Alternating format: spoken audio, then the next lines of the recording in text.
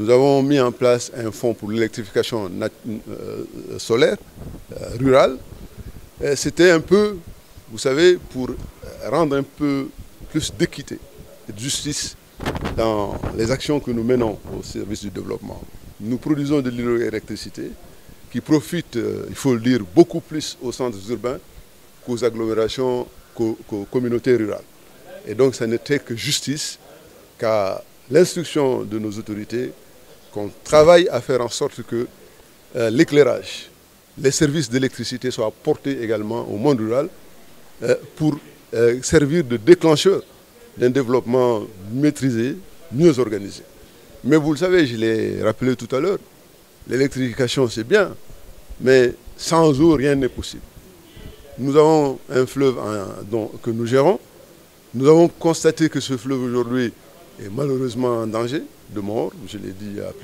pour plusieurs raisons. Mais notre rôle, c'est de sauvegarder cette ressource. Et au quotidien, sous l'impulsion de nos autorités, nous y travaillons. Mais cette eau aujourd'hui est devenue de plus en plus rare et de plus en plus, on va dire, impropre à la population, à la consommation. Donc les communautés riveraines de ce fleuve-là, malheureusement, sont en détresse souvent hydrique. Et la réponse que nous avons trouvée, c'est à côté du fonds d'électrification rurale, de mettre en place un fonds pour l'eau potable, pour aider à résoudre ce problème-là que nos États tentent, avec une volonté chaque fois réaffirmée, de résoudre. Mais les investissements concernés sont tellement importants, les efforts à faire sont tellement massifs qu'il n'y a jamais un effort de trop. Et l'effort que nous menons par la mise en place de ce fonds pour l'eau potable répond justement à cette double aspiration de faire en sorte que le fleuve soit sauvegardé, mais que l'eau de ce fleuve-là serve à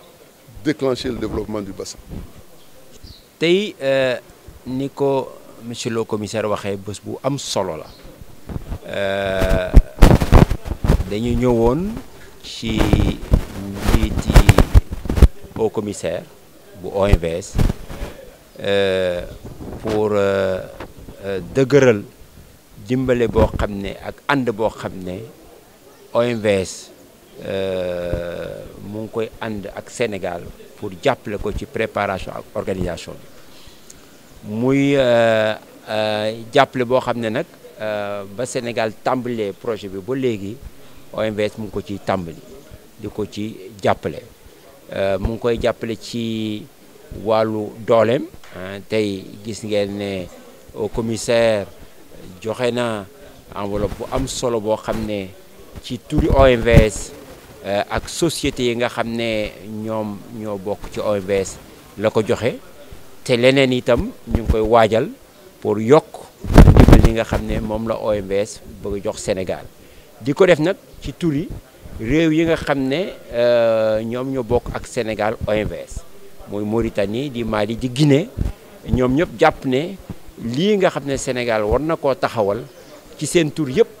la koy taxawal kon nag ñoom itam war nañ cee dugal seen loxo jàppale ko ci kon OMVS mu ngi ñuy jàppale bu baax a baax ci fànn boobu waaye OMVS mu ngi ñuy jàppale ci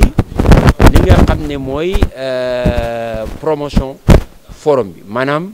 fépp foo xam ne OMVS am na fa ñu mu lënkalanteel am na fa kuréel yu mu bokk mu ngi tudd mbirum forum bi di woo ay naatangoom pour ñu jàppale Sénégal pour bés bi forum bi nekk forum boo xam ne bu ñu ci jàllee àddina si yëpp danañ xam ne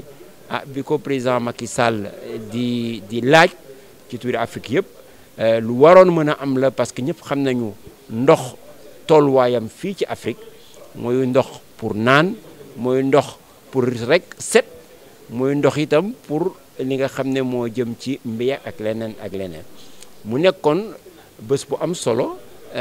moom mu ne woon li muy xat yëpp dina ko teewe wone nag ànd bi nga xam ne fas yéene na ko ànd ko ak seen